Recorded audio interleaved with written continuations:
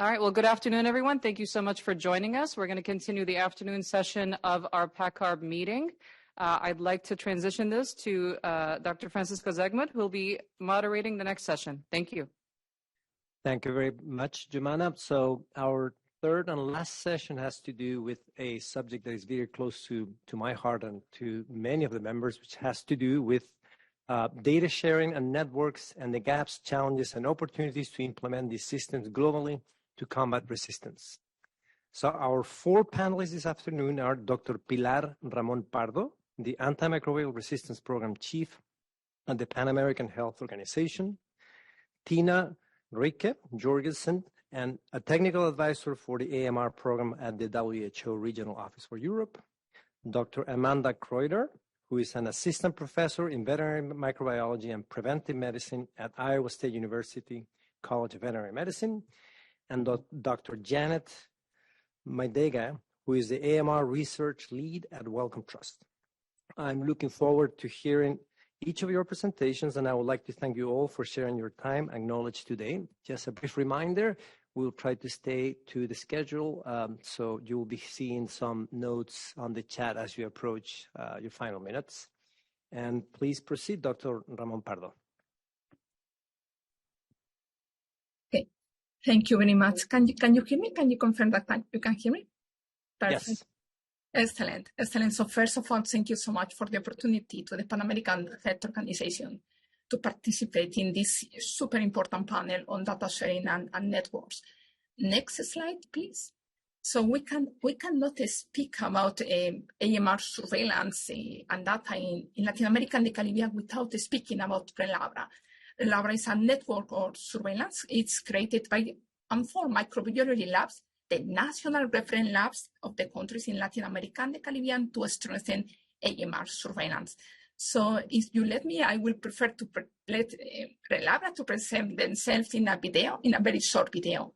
So please proceed with the video. Thank you.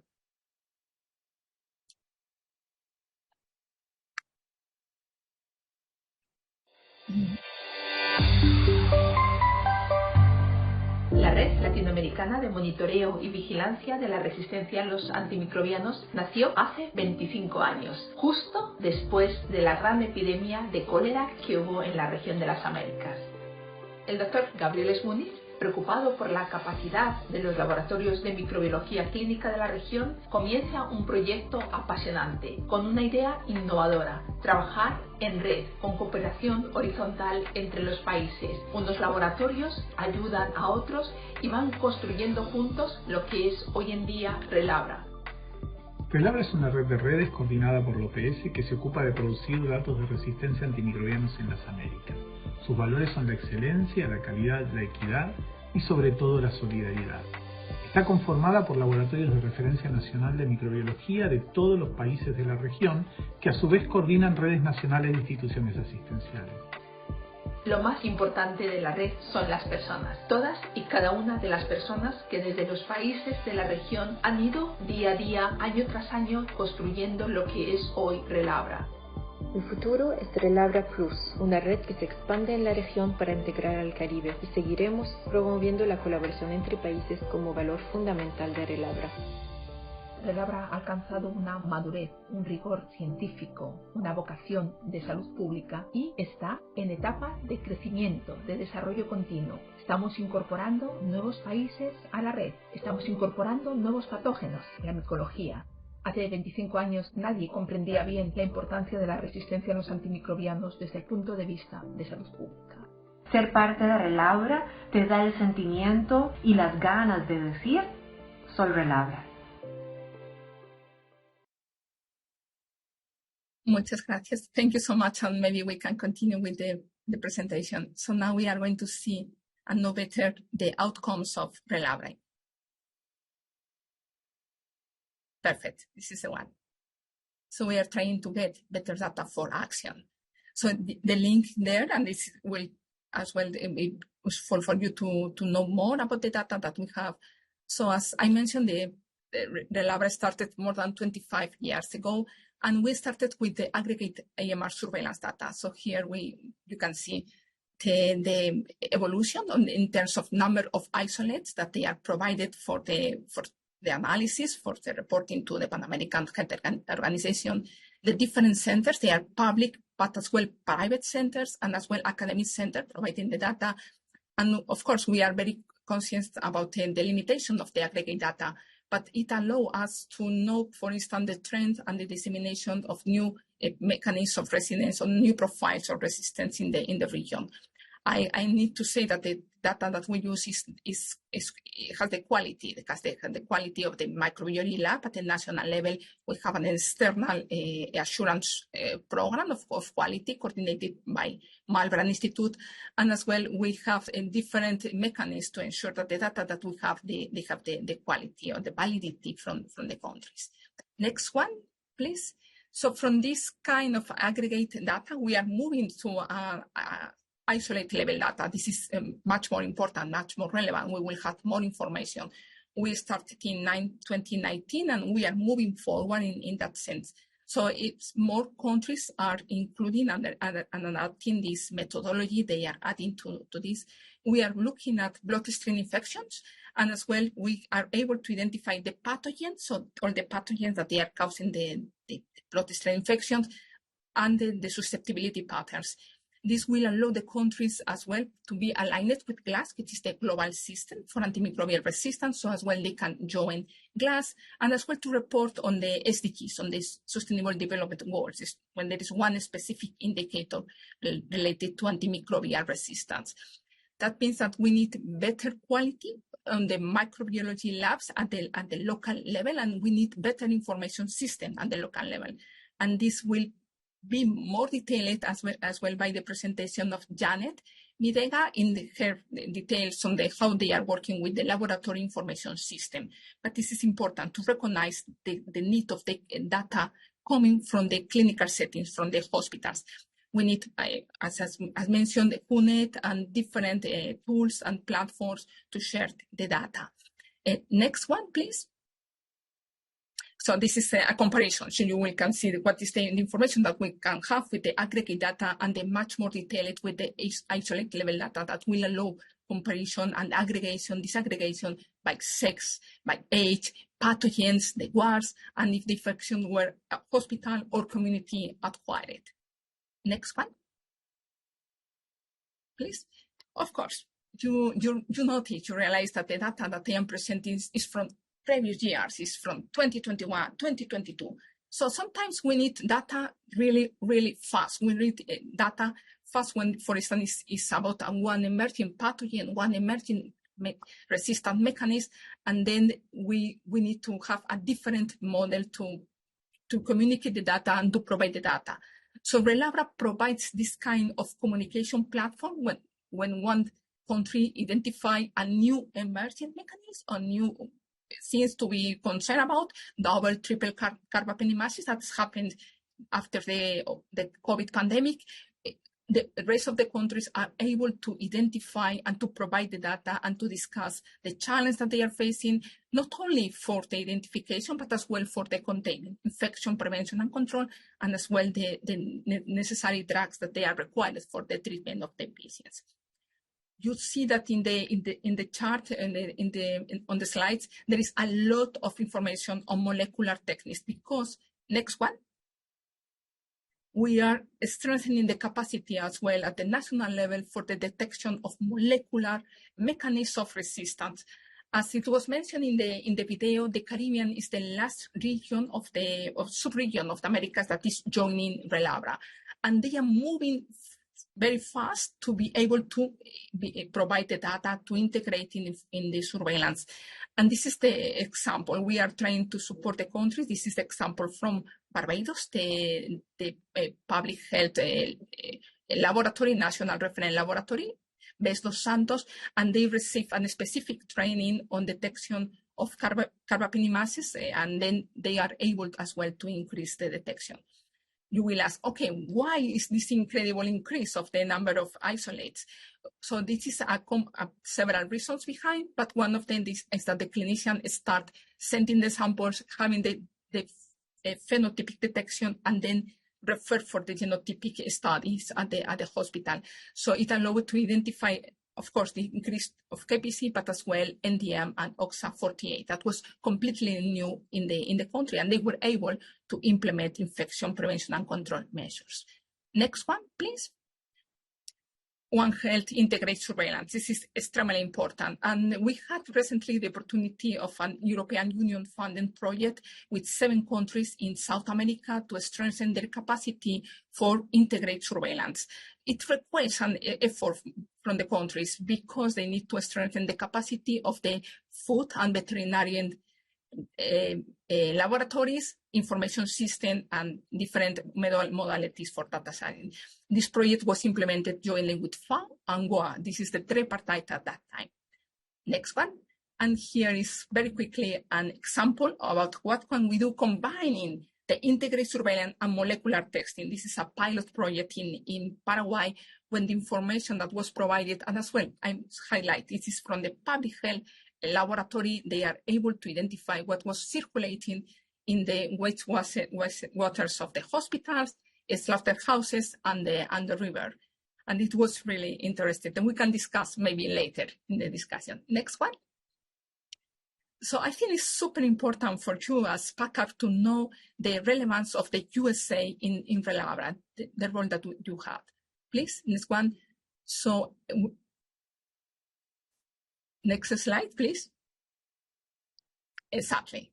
So in that sense, we need to acknowledge that without the USC, the funds that were provided by USAID a long time ago, almost 25 years ago, Relabra couldn't be funded and couldn't be established.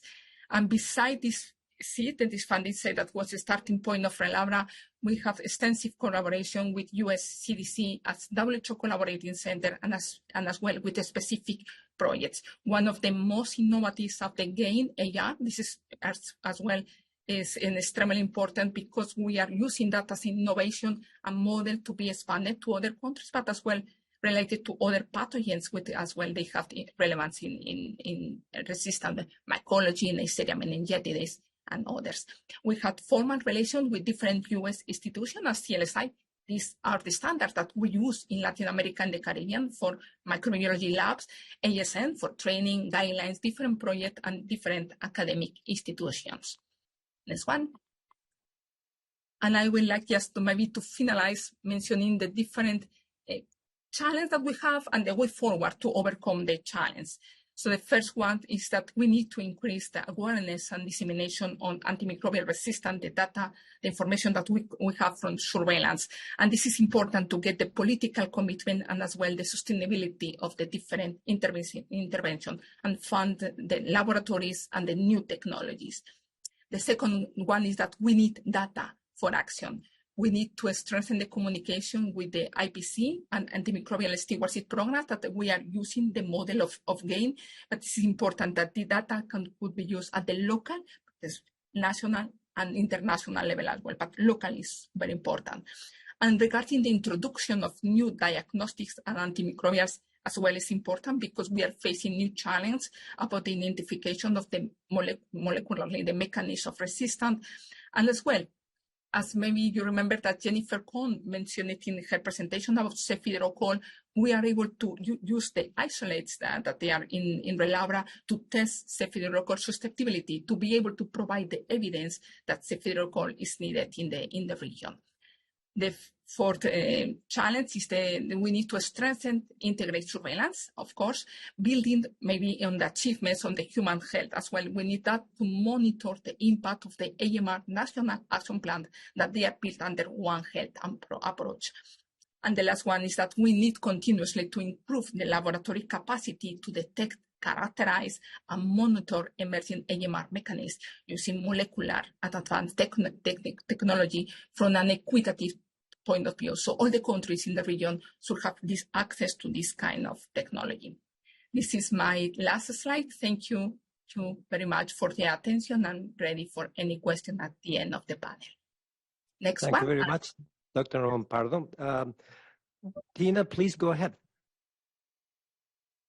Okay. Yeah, good afternoon, and thank you very much for giving me the opportunity to present at this important meeting.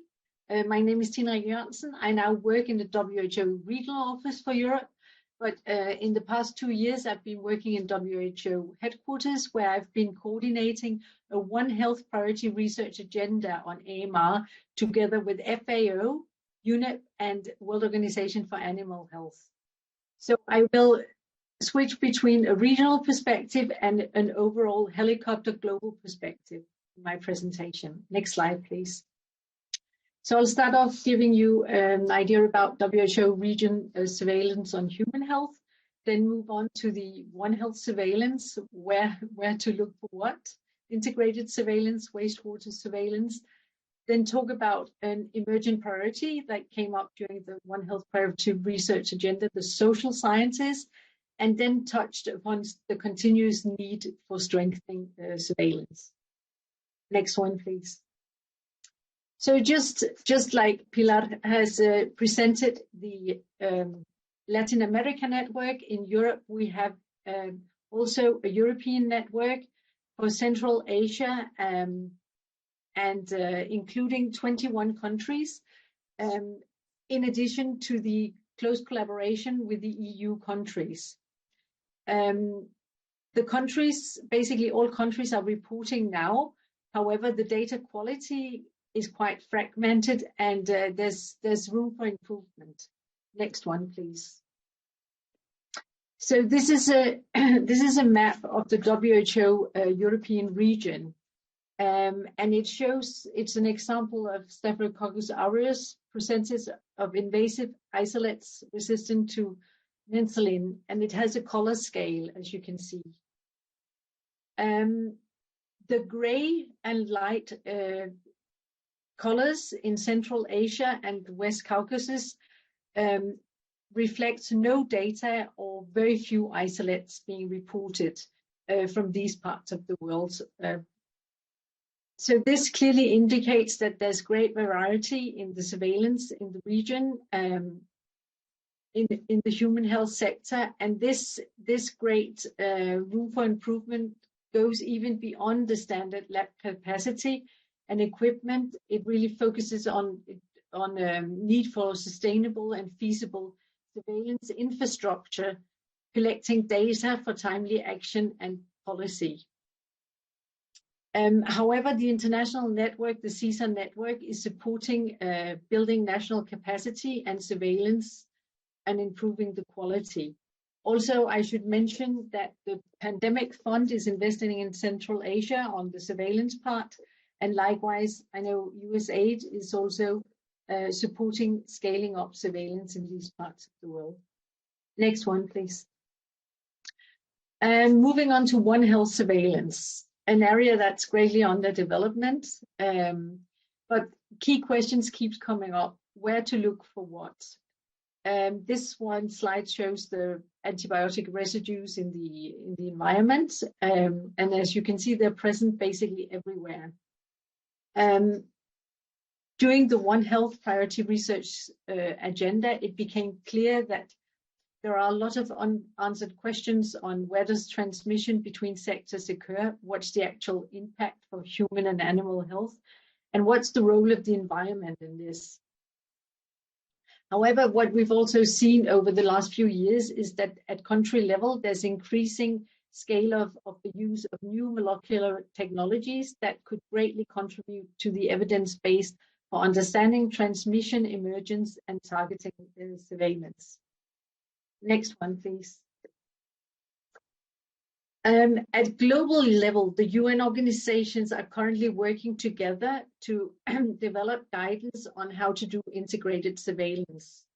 The quadripartite, you can see on the left, the Director Generals of FAO, WHO, World Organization for Animal Health, and UNEP signing a memorandum of understanding to work closer together and accelerate efforts in AMR. Last year, they established a working group on integrated surveillance aimed at providing advice and guidance on the development of global, regional, and country level systems. And hopefully this will be a major step trying to do international advancement on common standards, targets, and indicators for integrated surveillance. So this is a global initiative. Next one, please. And just to give an example of an integrated surveillance that has been going on for a long time, it's Danish Integrated Antimicrobial Resistance Monitoring and Research Program, a comprehensive, as you can see, surveillance system that monitors use of antimicrobial agents and the occurrence of resistance in animals, food, and humans. It was established quite a few years ago in 1995 as a collaboration between the human and the animal sector. And today it's hosted out of the Danish Technical University, which is a WHO collaborating center. The findings of this project has been shared globally and contributed with valuable data. At national level, the findings led to major policy changes many years ago on the phasing out of antimicrobials as growth promoters, and also later on removing incentives for vets to prescribe antibiotics. So this has provided data for action and is still doing a lot of research. Next one, please. Surveillance, an area under development at the moment is the environmental surveillance of AMR. On the left, you can see an example that's ongoing right now, new EU directive that will include systematic monitoring of antimicrobial resistance in wastewater. It's being discussed how and when to monitor this, but it's in the directive. On the left side, you see an example of a global project, the Global Sewage Surveillance Project that included 102 countries. The project is still ongoing, using newest techniques to assess and trace AMR in the environment and the community. Again, as mentioned, sewage surveillance is currently being used for COVID-19 community surveillance in many countries in the EU.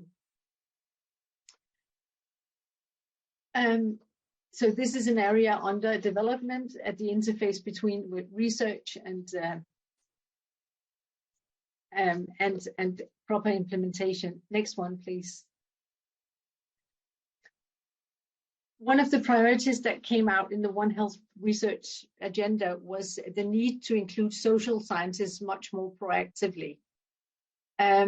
Understanding human behaviors is key to tackling the misuse and irrational use and practices on antimicrobials. And that includes behavioral change, all the human-related areas, as well as the enablers, such as legal frameworks, financial structure, and governance, that are extremely important for surveillance and also surveillance across different sectors. Next one, please.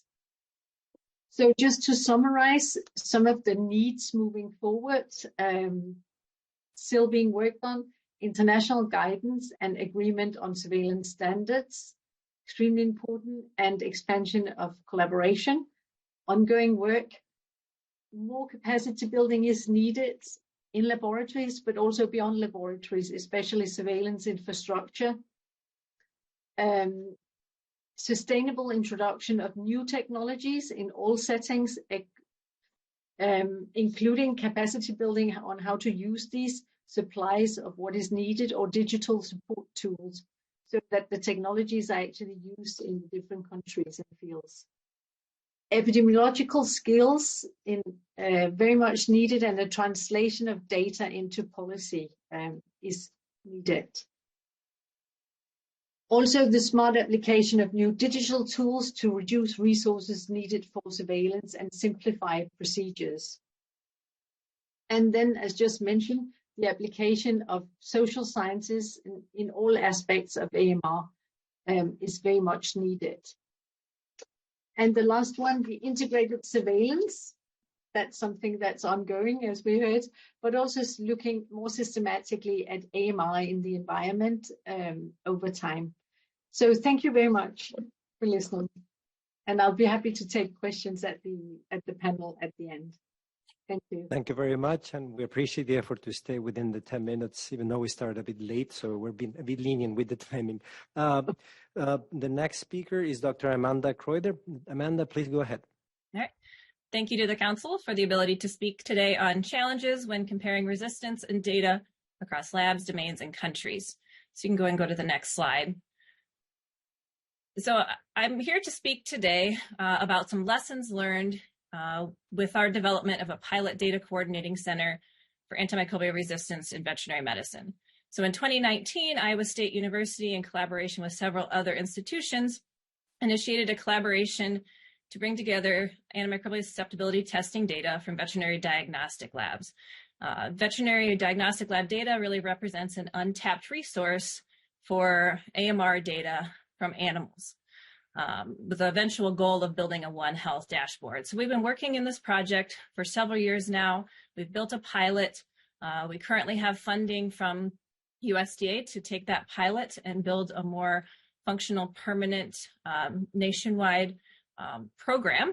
But we've identified several challenges along the way, and that is with the ability to bring data in from accredited labs in the US, where we've got lots of resources. My focus today is actually to talk not about the good things that we've done with this project, but to really point out some of the challenges. With this project, we've really focused on bringing in raw AST testing data, so the MICs are minimum inhibitory concentrations, and not interpreted data, which I will talk about throughout the talk. So if you could go to the next slide. Again, I'm going to talk about the challenges, and really this boils down to the fact that not all AMR data is created equal, and all AMR data cannot be directly compared. Next slide, please.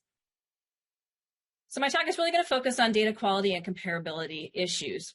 And so if we're talking about phenotypic AST data, and from a clinical standpoint, we're specifically talking about the use of clinical breakpoints and interpretations. So these are recommendations developed by organizations to assist the clinician in interpretation of whether there's going to be success with treatment using an antimicrobial for a specific condition, a specific dosing regime, in a specific species. And the really important thing to point out here is that clinical breakpoints are not designed to be able to compare actual acquired resistance rates across domains, which is what we are interested in when we are monitoring AMR. You also note that I use the plural organizations, and that's because there are multiple national and international organizations that often set very different clinical breakpoints. So the table at the bottom is from USCAST, who has put together this freely available document online that compares antimicrobial susceptibility breakpoints across several different breakpoint determining organizations. This is just an example of Enterobacteriaceae or Enterobacteriales and the fluoroquinolones, and you can see depending on which of the organizations, there's going to be very different interpretations for susceptible versus resistant. Just to highlight, most of the rest of this talk is going to focus on the Clinical and Laboratory Standards Institute interpretations, which you'll see on the left. So you can go to the next slide, please. So compared to human medicine, and so that table that I just showed you was just within human medicine, not across veterinary medicine and human medicine. But when we go into veterinary medicine, there are very few clinical breakpoints that exist, and CLSI is the organization that has set the majority of those that are used worldwide. And you can see that the table below is just an example of how many breakpoints we have for humans based on CLSI. And again, this hasn't been updated for the most recent editions. It just came out last month, compared to our different animal species. And the take-home message is we don't have many clinical breakpoints for our veterinary species. And this is for broth microdilution or MIC testing. And if we look to disc diffusion testing, which is the primary testing method in a lot of lower middle income countries and smaller labs here, even in the US, there are even fewer clinical breakpoints. The other important thing to note is that when we don't have clinical breakpoints, and often if we don't have clinical breakpoints, we may not have standardized methodologies or quality control methods as well. If those are not available, there's a lack of standardized interpretation across labs. So labs still may be running these tests for these organisms, but the interpreted data that they provide for those combinations is not really comparable even between accredited labs in the US, and especially not to data from other countries. Next slide, please. Even when we do have clinical breakpoints, they may differ greatly for the same bacteria-drug combination across animal species due to differences in drug regime and pharmacokinetics. So this is one of my favorite slides to show to point this out. This is an MIC distribution from UCAST that shows ampicillin MICs for E. coli. The bars in blue would be considered the wild type population, doesn't harbor resistance genes. The bars in white would be non-wild type that likely harbor resistance genes. And you can see where the green arrow is, that is our human breakpoint, also canine and feline UTI breakpoints. And that does a pretty good job of separating between those that have acquired resistance and those that do not. But on the left-hand side, you'll see two red arrows for bovine, canine, feline, and equine CLSI breakpoints. And all of our isolates, regardless of whether they've acquired resistance or not, based on those susceptibility breakpoints, are going to be reported as resistance without any actual resistance mechanisms present. So this is really important when we start to compare across a One Health spectrum resistance rates. These clinical breakpoints are designed based on the pharmacokinetics and whether we can successfully treat a disease. They're not designed based on acquired resistance necessarily. Next slide, please. So kind of a final point related to these data quality and comparability issues. When we're talking about veterinary diagnostic lab data versus human health data, first we have to think about the fact that there are different incentives for performing AST across the One Health spectrum. So in human medicine, there may be a higher likelihood of first-line cases receiving AST for some conditions because the patient doesn't have to directly pay for the testing. Whereas on the veterinary side, the majority of veterinary data is going to be those sick animals, but it may be the sickest animals. So they might have been treated multiple times. The farmer is having a difficulty in the herd. And so those are the animals that are more likely to have testing performed. That means we have an increased likelihood of previous treatment and selection pressure, which might lead to increased identification of resistant phenotypes. So there's kind of an inherent bias towards reporting higher levels of resistance in this population than what might actually be present in the population as a whole. We also have to remember within our production systems, we might be submitting multiple samples from within a single production system and have multiple isolates that really represent the same isolate across multiple animals. These sick animal samples are what's going to be the most easily accessible sample type, especially in low and middle income countries from veterinary species, but they really aren't the ideal sample type for One Health comparisons. And we've already heard some really good information about what maybe ideal surveillance data looks like, but ideally this should include healthy animals. If we're talking about low and middle income countries, that's costly, so it may not be possible. We might be left with these more biased populations. And here in the US, we have some good surveillance systems for our food system, such as NARMS, but we need to keep in mind that that data is not directly comparable currently to what we're getting out of our diagnostic labs. Next slide, please. So really the take-home message is that data based on clinical breakpoint interpretations, meaning the percentage susceptible versus resistant, cannot and should not be used indiscriminately for One Health comparisons across species or countries. That's because resistance as defined by clinical breakpoints does not equal the acquisition of acquired resistance mechanisms. So next slide, please. What possible solutions do we have? Next slide. So if we're still dealing with phenotypic data, the solution to building a common language for antimicrobial resistance across labs, domains, and countries is to utilize epidemiological cutoff values, also referred to as ECVs or ECOFs, instead of clinical breakpoints. So the epidemiological cutoff values focuses on that difference between wild type, so those blue bars, with no acquired mutations or genes, and non-wild type bacteria, those white bars, that have a higher likelihood of acquired mutations or genes. The benefit of this is the ECOFs are independent of pharmacokinetics of in each animal species. They're independent of dosing regime, and they're independent of origin of isolate. So it does not matter what animal species or human it came from. It does not matter what country that it came from. Next slide. So in a perfect world, we would have these ECVs or ECOFs available and would be able to be interpreting our data based on this. So UCAST currently maintains the largest ECV database in the world. And there's a lot of data in there, but it's focused heavily on human pathogens and antibiotics labeled for human use. There is a lack of data available for veterinary pathogens and for veterinary antibiotics for zoonotic pathogens. So there really is an urgent need to generate these additional ECVs in this area, and that is a focus of ongoing projects in our lab. The use of these ECVs is why we are collecting our data as raw MIC data for our dashboard projects, so that we can, number one, do real-time interpretations, and number two, be able to analyze our data using these ECVs as well as clinical breakpoints. The one additional challenge that I will note with the use of ECVs is that it currently does require the generation of the MIC broth microdilution data and not the disc diffusion data, which is still probably most of the information that's going to be coming out of our low and middle income countries. So with that, you can switch to the next slide, and I thank you for your time. Thank you very much, Dr. Kreuter. Please go ahead, Dr. Midega.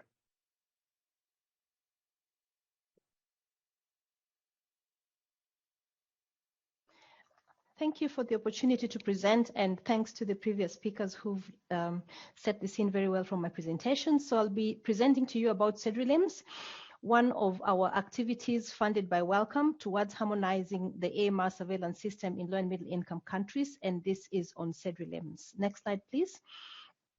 So drug-resistant infections, and specifically AMR, is one of our areas of interest at Wellcome, and we focus mainly on bacterial AMR, and recently we are now beginning to scope out the area of AMR in fungi. Next slide. In our strategy, our AMR strategy, our mission is to develop new interventions to prevent and treat bacterial AMR, and we have done this through funding research to define the impact of AMR in low and middle income countries, and mainly to inform the development of evidence-based interventions. And we do this by funding research and development for novel antibiotics and vaccines through funding to CABEX and funding to Advance ID. And we also fund a project known as CAMONET with the aim of promoting antibiotic stewardship and optimized use of antibiotics in low and middle income countries. Next slide. Apart from this, we are also keen on AMR surveillance data and how patient data can be used to improve interventions in AMR. And we are also interested in how data can be used as an evidence base to inform decision-making for policy change, both locally, nationally, and at a global level. And we know from previous presentations that the availability of surveillance data would always help to improve patient outcomes, improve antibiotic stewardship interventions, as well as diagnostic stewardship interventions. Next slide. So most of you will be aware of the GRAM study, and the GRAM study was co-funded by the UK Department of Health, the Bill and Melinda Gates Foundation, as well as Wellcome. And the aim was to estimate the global burden of AMR, and this work, published in 2019, did give us data from 209 countries. Besides providing us with estimates of burden, which showed it was highest in low and middle income countries, this work also showed us that available data on AMR was often fragmented. AMR data was undersampled, and the data was not necessarily representative of the general underlying population. Besides that, through the GRAM work, we also found that there was a lack of a systematic and harmonized AMR data capture system. And what this leads to is it makes data management for AMR challenging. And this is especially because most of the laboratory strengthening initiatives have often ignored the area of data capture systems, especially for the microbiology lab. Next slide. So besides our work with the GRAM team, we also funded another project known as ACON, which is a clinically oriented antimicrobial resistance surveillance network. And one of the objectives of ACON was to enhance hospital-based human AMR surveillance through the development of a harmonized AMR surveillance protocol. In the process of working on the ACON project, we did also still realize the serious need for an AMR data capture system. Next slide. And this therefore led us in working, next slide please.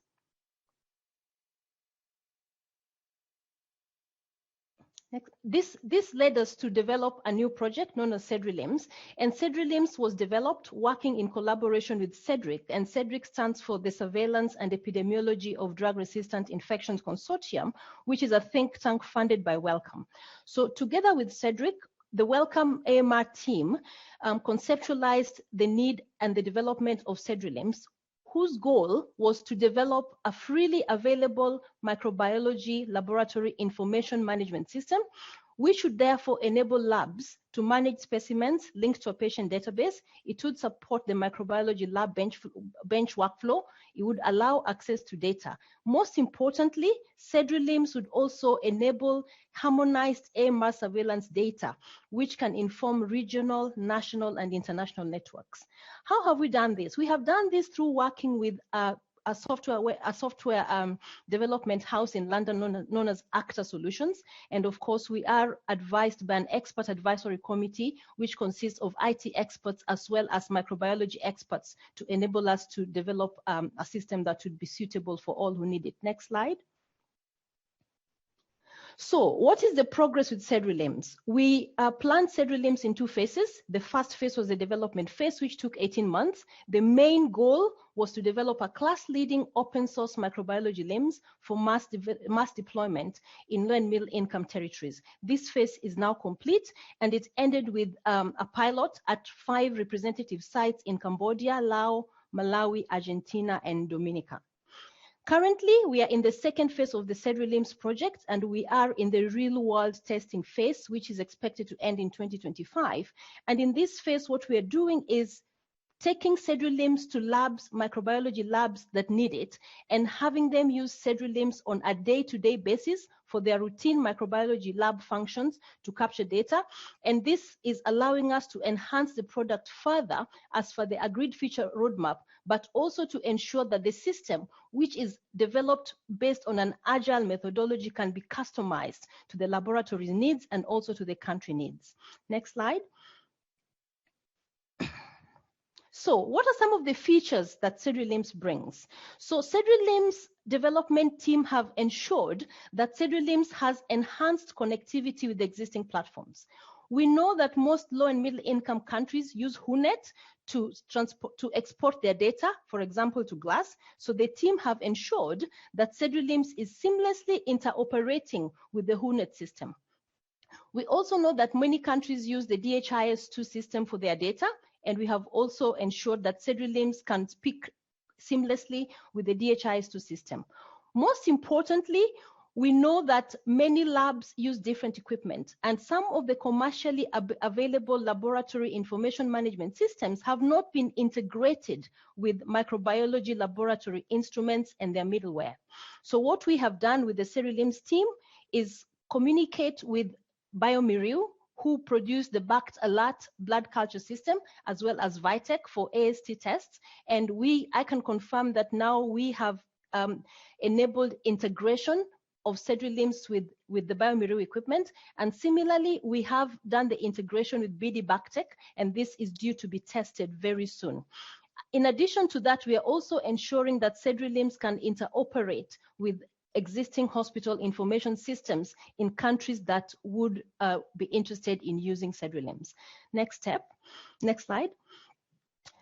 We are also aware that there are diverse settings in global health, and especially in low and middle income countries. And so CEDRI-LIMS has been developed so as to be able to be used in a single workstation. If a lab has only one computer, they're able to use CEDRI-LIMS. If they have a local server, and probably 2-3 computers, they can use CEDRI-LIMS as well. And if they are sophisticated enough to have a cloud, they can use CEDRI-LIMS too. Next slide.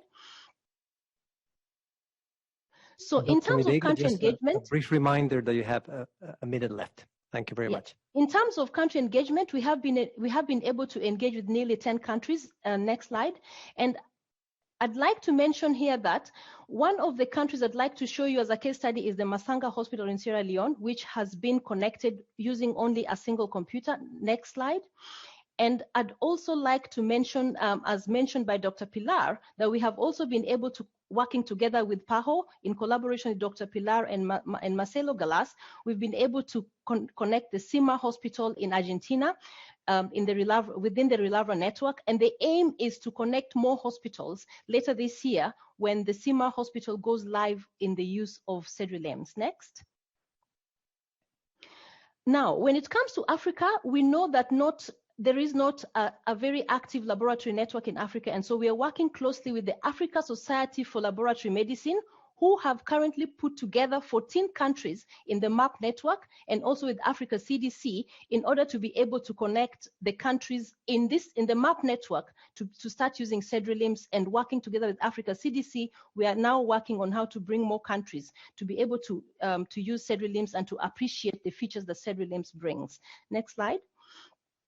So what are the next steps? Our next steps are to continue country engagement, to enhance the product and form new partnerships with regional organizations. But most importantly, we are currently working on identifying organizations that focus on digital health technologies so that we can work together to enhance the sustainability of Cedrilems over time.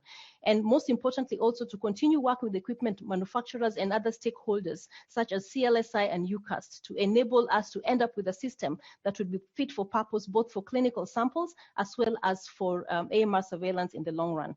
Thank you for listening.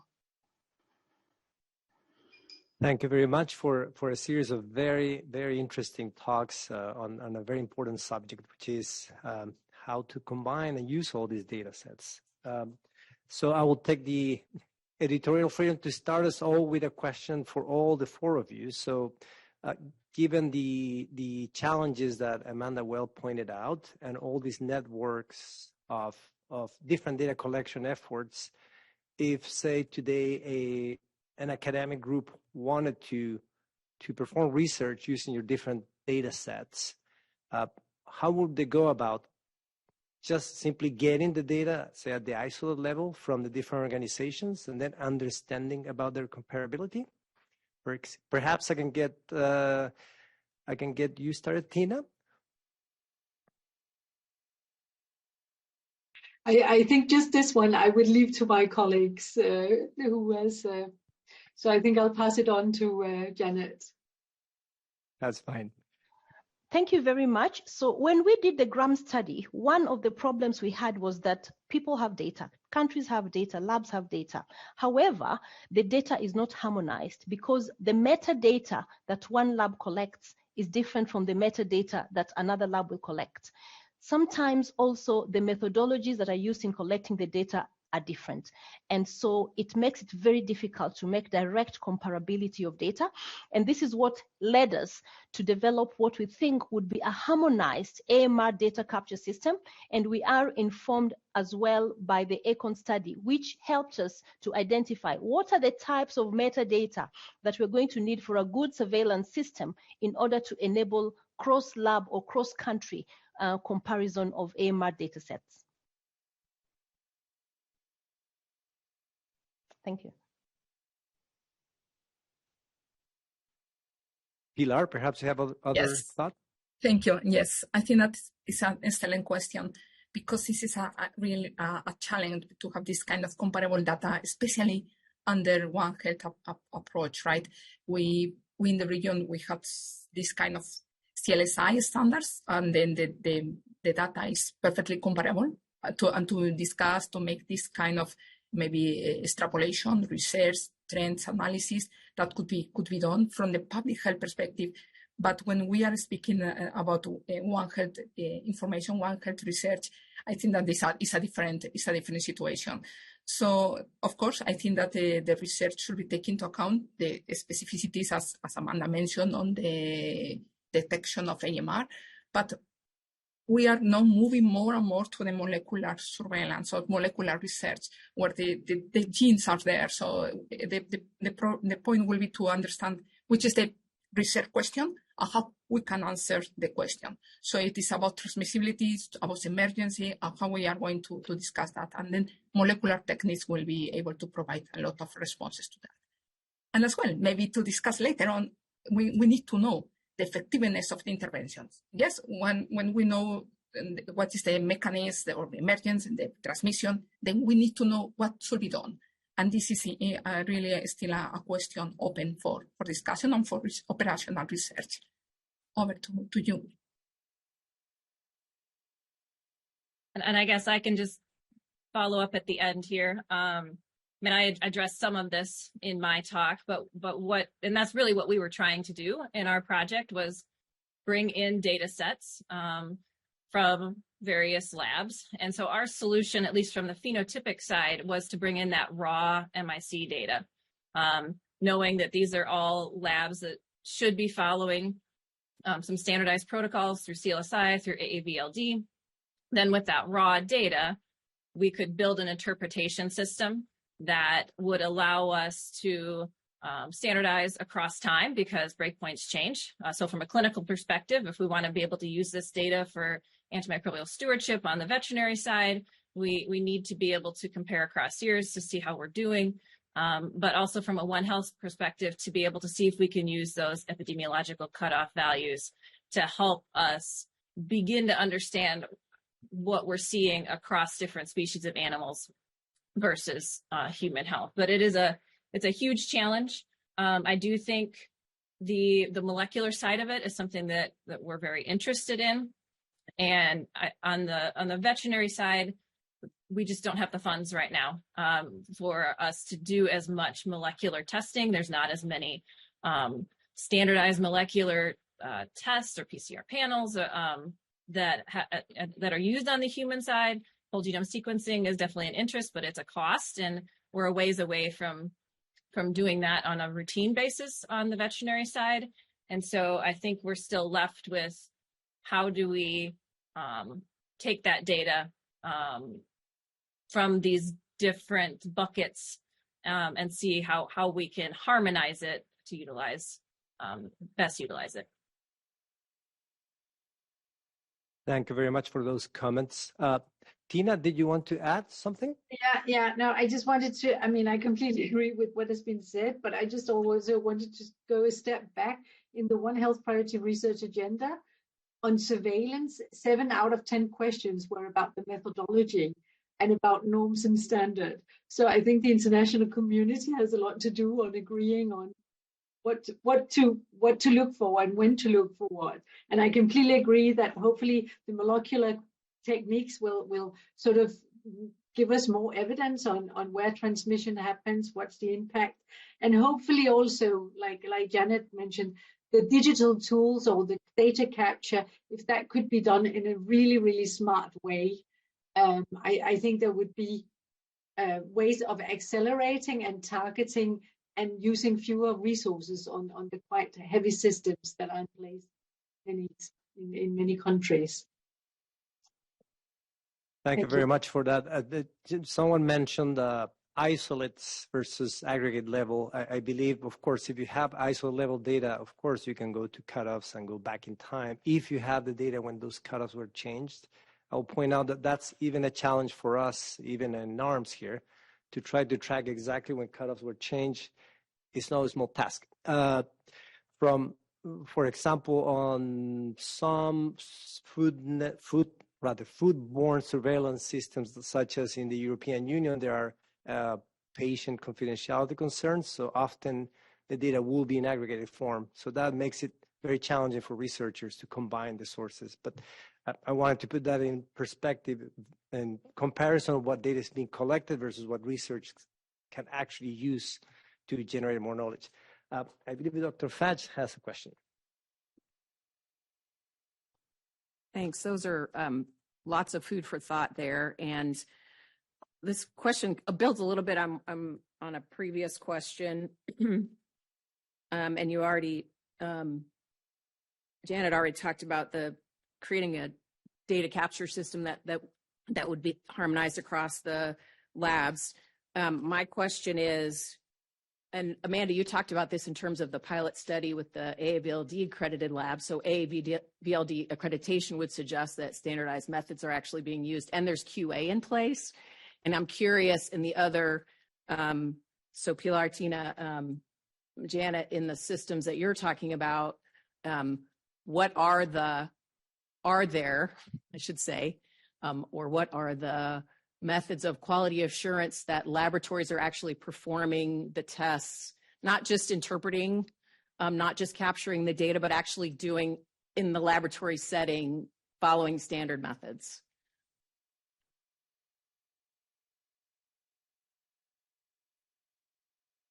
So let's start. Okay. Please do. Thank you. So this is the key aspect of surveillance. We need to have quality data from the microbiology laboratories. So the first thing that the Relabra promotes and is support the countries to develop their internal quality standards at the lab level. So this is the first step. And after that, there is like external quality assurance programs nationally, but as well internationally. So all the data that we accept to be included in the database of Relabra should be coming from laboratory that they are part of this kind of external quality assurance process. This is extremely important, and as well that's why we need to use the same standards for the definition of resistant, intermediate, or susceptible. So we use TLSI for the definition of these standards. In case that there is no specific TLSI standard because it's a new pathogen or a new emerging mechanism, we look at the EUCAST, and we agree in the region, in Latin America and the Caribbean, to use this specific EUCAST standard for the. So yes, when this aggregate data is what it is, but even when it is isolate level data, it's important how to report that, because it could be categorized, resistant, intermediate, susceptible, or it could be by CMI, in the IMC. So that will be allowed to go back to the data and check with the new breakdown points, but it doesn't happen always. Over to you. Thank you for the question.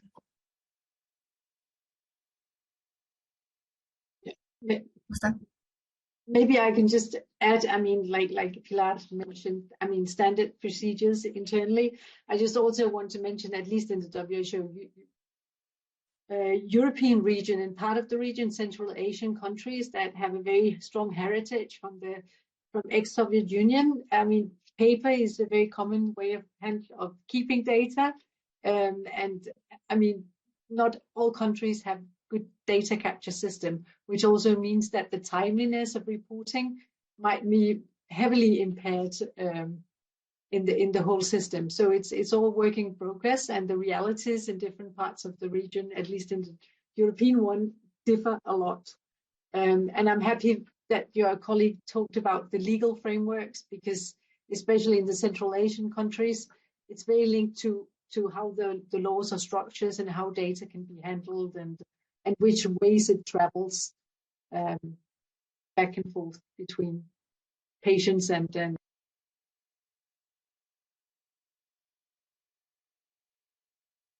Thank you very much. Dr. Medega, do you have anything to add specifically in terms of the genetic data and how that relates to your project? Okay, yes, thank you. So in terms of genetic data, I did mention that our project is developed using an agile methodology, and therefore this means that a module for genetic data can be added onto SEDRILIMS. So currently we are working with a team known as Pathogen Watch, who have a genetic data analysis data repository and database, and working on how this can be added onto SEDRILIMS, and we are trialing this with our site, other SEDRILIMS site in Cambodia at the moment. And when it comes to the quality question, I would also like to mention that within SEDRILIMS, we are also working very closely with CLSI and UCAST towards ensuring that the CLSI and UCAST breakpoint tables can be digitized and added onto the SEDRILIMS as well. Thank you. Thank you very much. I believe next is Dr. Shrikantaya. Thank you all for some really lovely presentations. it's clear that there is a massive amount of technical work that needs to happen to standardize the norms of the microbiological methodologies that are utilized to generate surveillance data. My questions are sort of taking a little bit of a step back. In AMR, I think, as others have pointed out today, we're stuck with the challenge that we're not doing surveillance for any one pathogen. There are multiple pathogens here, multiple pathogens, multiple mechanisms of resistance, multiple types of classes of resistance that are under surveillance or that you're trying to detect. And I think I hark back to some of the messages we heard this morning in one of the sessions where a lot of, how are these data actually meant to be used from a public health action standpoint? And how would you then, thinking of that, how do you actually prioritize what you would need to do for surveillance? I worry sometimes, and as a person who's worked in surveillance, I understand that the approaches and the need to generate these data, but I worry sometimes that we're asking a lot of surveillance programs to do so much for so many different organisms that we are at risk for not generating good data for across different organisms. So if you have to prioritize, how do you begin to prioritize? How do you, and related to that, how do you support generating data potentially more efficiently? Right now, a lot of this is all isolate-based data, often in the human context, looking at clinical illness, which is of clinical relevance. Are there lessons that we can take from looking at colonization that can actually reflect human illness just as well, that might be easier methods of surveillance and less taxing for programs to utilize? And then I think Janet and others touched a little bit on genomics, but I would love to hear your thoughts on the potential of using genomics more effectively and more widely in surveillance. So much of what we're talking about are mechanisms of resistance. And Andrea, I think Andrea, you spoke very nicely about looking at what resistance is arising. And so we're also talking about not just what resistance is arising phenotypically, but new markers of resistance that might be more important for transmission, et cetera. So I wonder if you could comment on the approaches to genomics as well.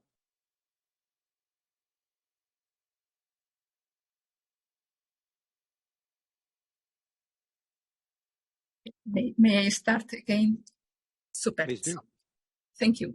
So this is an excellent question. So I will start with the first one. It's about how we prioritize surveillance. So it is important to recognize that for good data, for good surveillance, we need good capacity at the lab level, and as well as you mentioned before, starting in the lab level, all the process to get the sample and provide the information. So these capacities will be for all the more important, more relevant, more frequent pathogens, bacterial pathogens. So the labs, they need the capacity to detect gram-positive, gram-negative, everything, and they are able to identify and provide DST and provide the information at the local level. This is important, the capacity. And then this is the data we started Relabra using the clinical isolate level data, and we are using the routine data from the clinicians. So this is important to recognize that this is the basis of the surveillance. Okay? So the data were provided, the quality assurance, blah, blah, blah, blah, blah, blah, blah, blah, blah. When we need to prioritize the message, the advocacy, or the information that we have, we are looking always in case of, at least of PACCARB, the Pan American Health Organization, to access. What I mean by access is when there is any specific pathogen, when there is no alternative for drug treatment. In the case of the Americas, carbapenem resistance. In many countries in the region, they don't have any alternatives to the use of carbapenems. So for us, it's a matter of concern. It's because we need to advocate to, of course, characterize the magnitude, provide orientation for the empirical treatment, and as well to be able to advocate for the introduction of new molecules to be able to cope with antimicrobial resistance, this kind of multi-drug resistant pathogen. So this is a priority. But from the public health point of view, but of course, At the local level could be a different priority because could be like emerging pathogens that they are starting in the hospital and they need an extraordinary effort to contain, including the use of data from colonized patients to be able to contain the dissemination at the local level, at the hospital level and clinical settings. So it depending on the different levels, and as well maybe specific priorities that should be discussed, and each country could have a different priority pathogen. This kind could be built. But from our point of view, access to effective medicines and diagnosis is the priority for monitor surveillance. The other important thing, okay, super. Very much. I'm just going to have to say that we have 5 more questions and 5 more minutes per question. So we'll have to go ahead with just 1 question per person, please, and we'll try to expedite it without not covering. So we have until 3, yes. So that's 5 times 5, 25. So right. So I think it's Dr. Pantaleon, please. Thank you. Thanks for interest presentation. So really quickly, I think if we would have today something that is completely standardized and we have those databases in place, so how do you planning to protect privacy? Who is going to share in that data? Who can access and when and for what reasons? Because that's a concern, at least in some sectors of animal health.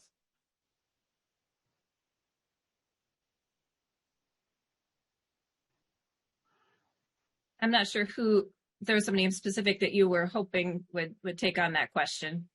No, I just threw it out there. Okay.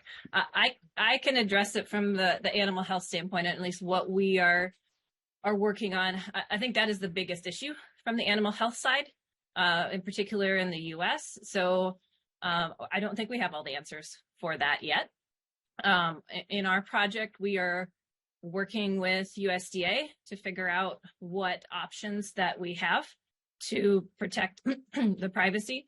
What we are looking at right now is ways to perhaps license data from the diagnostic labs, that they would retain ownership, and then the data would go into a secure data lake, would be de-identified, move over into a separate analysis region where the de-identified data would then be able to be utilized to develop the data visualizations and answer some research questions. We're also looking at different levels of access for that data. So publicly available aggregate data versus potentially restricted access data that researchers could come, pose a question, ask a panel for approval to have access to more data than what's publicly available, and then be able to query that data, report back to the committee that they asked the question that they said they were going to ask, and then be able to utilize that data moving forward. But I think that is a really important question, particularly here in the US, and particularly from a livestock perspective, because there are a lot of concerns about how this data could be used erroneously. As I pointed out, if somebody were to take the data and just use interpretations or not understand the nuances to the data, it really could falsely implicate different industries and impact those industries significantly. So there's a lot of concern around that. Thank you very much, Amanda. So now we have another question, which means we have 4 minutes per question.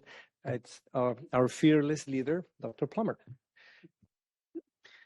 So I appreciate all the presentations. One thing we've heard a lot about is comparability, and Janet talked about building a LIMS system to try and normalize some of that.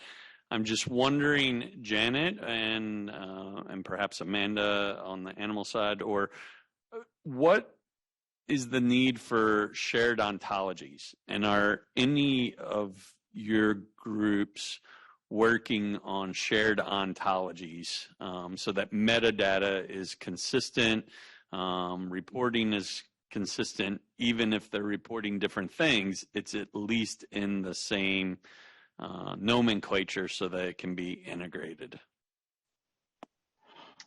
Thank you for that. So within the CEDRLIM system, we have consistency in the metadata.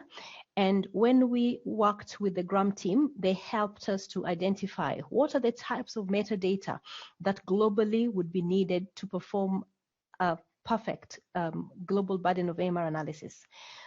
With that information, we went on to set up the ACON study. The ACON study used advice from the GRAM team to develop an AMR surveillance protocol, both at the clinic level. And what this has done for us is to enable us to go into the development of the CEDRLIM system, knowing which are the type of metadata that would be needed from a microbiology lab to be in the system, so that if different countries use the system, they are able to compare their data.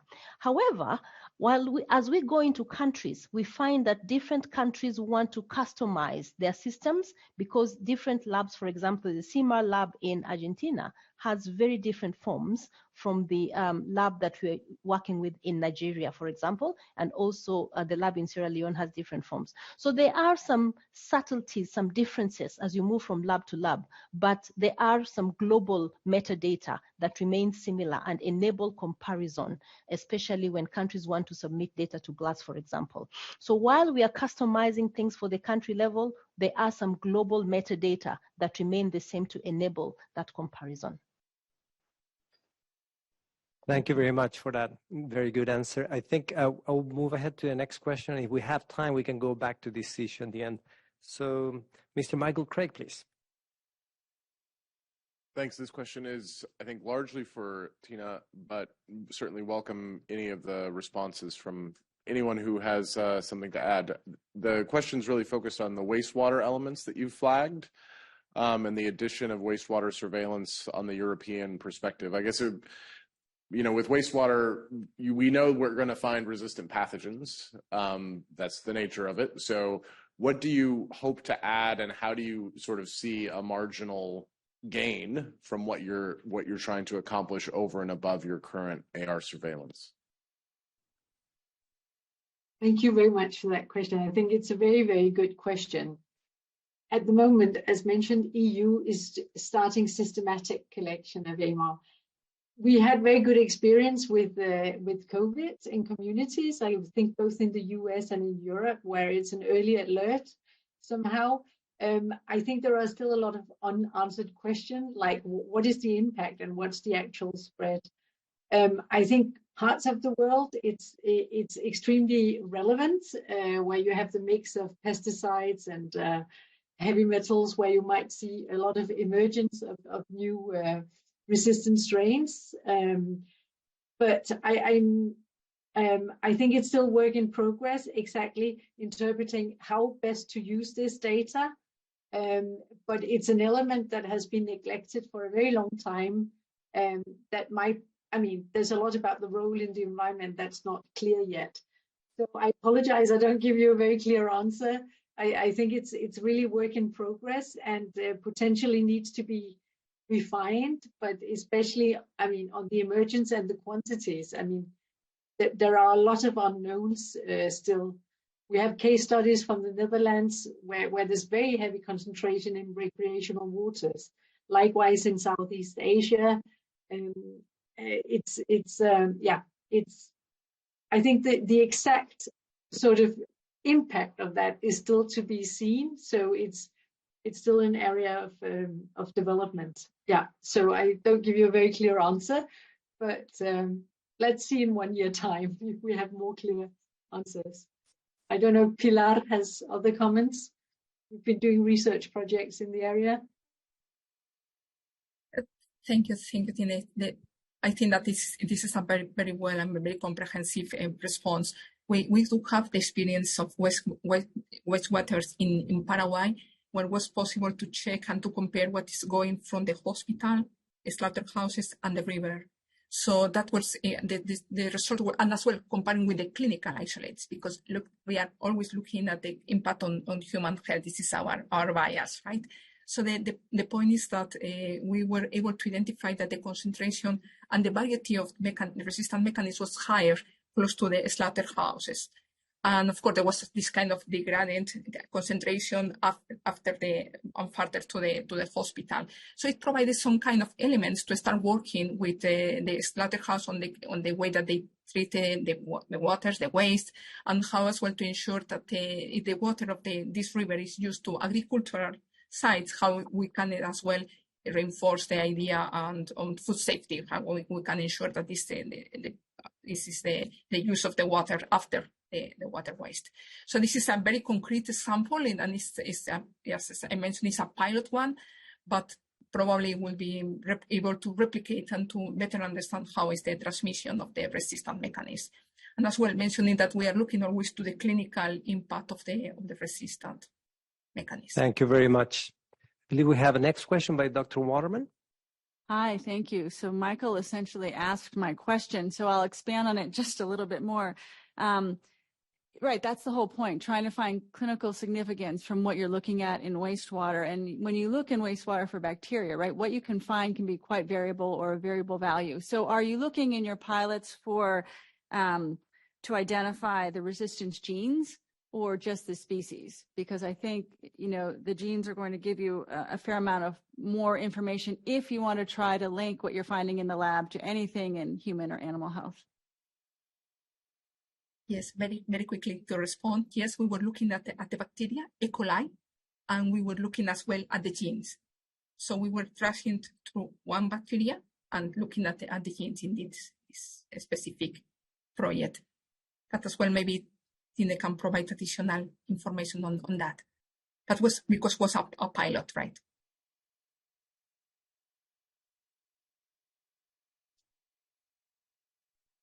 Any additions to that, Tina? No, I don't have any additions. I just wanted to revert to one of the previous questions, which was about, what data for action. That, of course, I mean, any kind of surveillance should have a clear purpose. I guess we're early stages still with the wastewater and the environmental sampling, but I appreciate the previous question about collecting data that's used for something meaningful. Indeed. Thank you very much. So we have 2 questions left. Somehow we have managed to stay within the time. So Dr. Shawar, please. Thank you. Thank you so much. I think my question was also, our chair alluded to, is about the metadata. And the power of this data is in the queries that you'll be able to do, and so whatever you're able to collect. A couple of times it was mentioned that this methodology is standard. Obviously, it is whatever is being used at the local hospital or lab. And I'm wondering if that data captures the methodology by which the data was obtained from, whether it's a commercial test system, whether it's a manual, whether it's a conventional, traditional CSI methodology, because that would be valuable. And in addition, when you are able to link some of the genetic data, this actually is dear to my heart about the link between, this is powerful information when you have the phenotypic information, if you're able to obtain the genetic information. So mainly my question was about what is captured at what level, what the methodology being used is.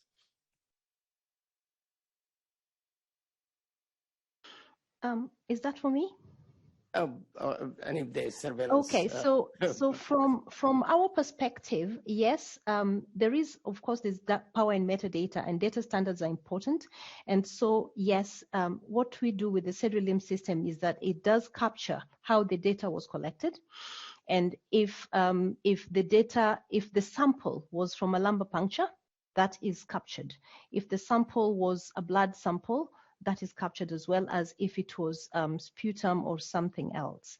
So yes, how the data was collected is captured, as well as the entire process, the entire laboratory bench workflow to which the sample is subjected to is also recorded within the system. The other thing is that what we have tried to do is ensure that what goes into the laboratory information management system is the patient ID. The other patient information remains in the health information system. And therefore, from the sample, we carry on with the patient ID, and that ensures that there is some data sovereignty, especially when it comes to patient characteristics, patient data, and just ensuring that the hospital feels safe enough with the system that is in use. Thank you. We do have time for another answer if any of you wanted to add to that question. No takers is fine. So we do have one last question by Dr. Black. Hi, thank you for the great discussions. I work in public health here in the US in Chicago, and I'm interested in this question about data for action. And I was specifically thinking for Pilar and for Janet, related to the Lavra and Cedrolims, if that sort of data is available to those working in public health, so that outside of the hospital setting, that perhaps in post-acute care settings, that there's an opportunity to do interventions, and focus on IPC as a result of this surveillance data, so that data for action.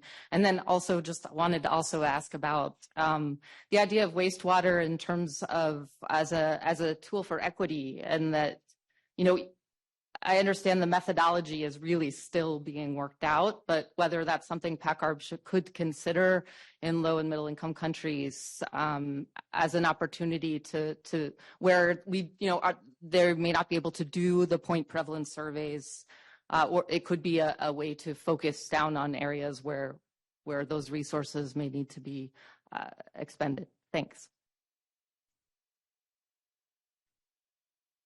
Thank you. I'll probably go first. So in terms of data for action and whether outside of the hospital, the data that would be captured in Cedrolims would be important. So I will give an example. For example, let's say there is cases of E. coli that the lab is capturing over time.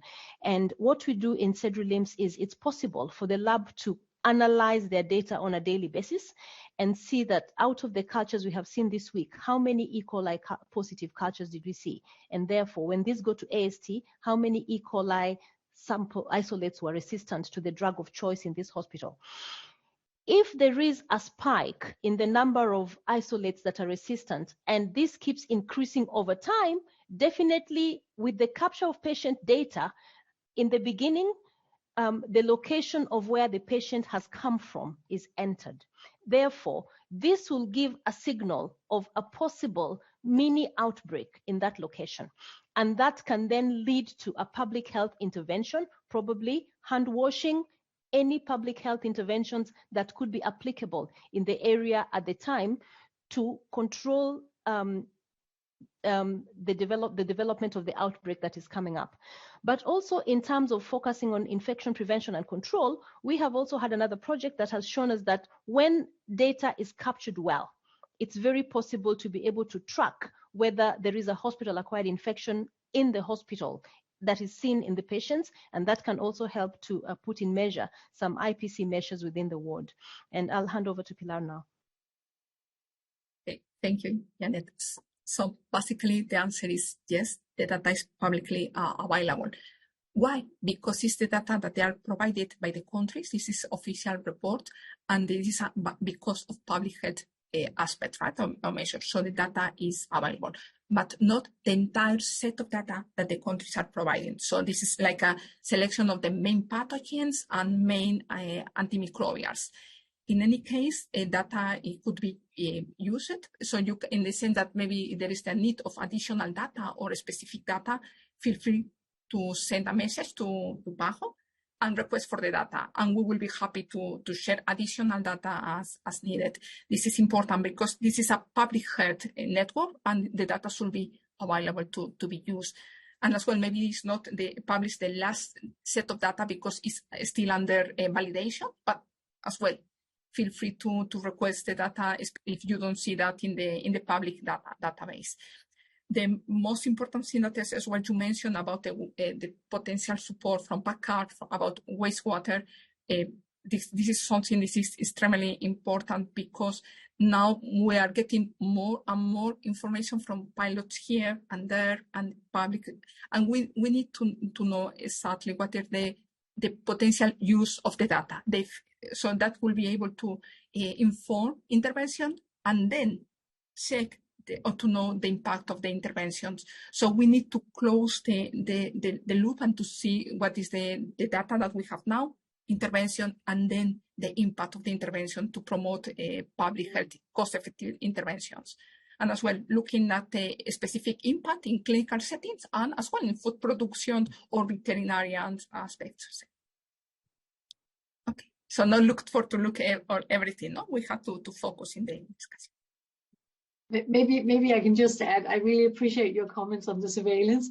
I guess we all were very happy with the sewage surveillance of COVID because it really saved a lot of resources in many settings. And hopefully over time, we could have these early alert systems that would be, I mean, a clever, lean, and hopefully impactful and very cost-effective way of monitoring larger populations.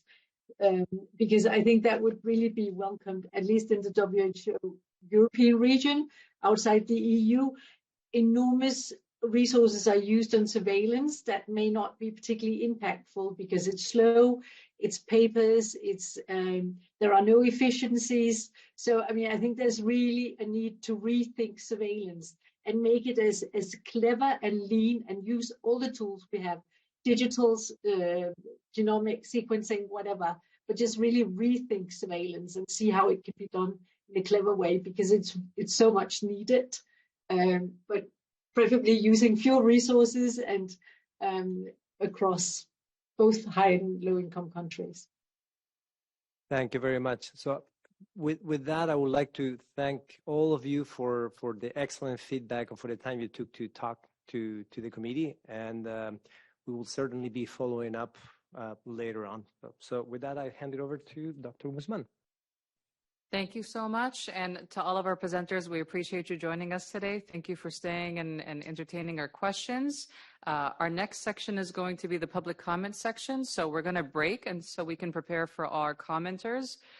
So 10 minutes, we will be back at 3:10 promptly for all of our public comments. Thank you for joining us. Stay tuned. Don't leave.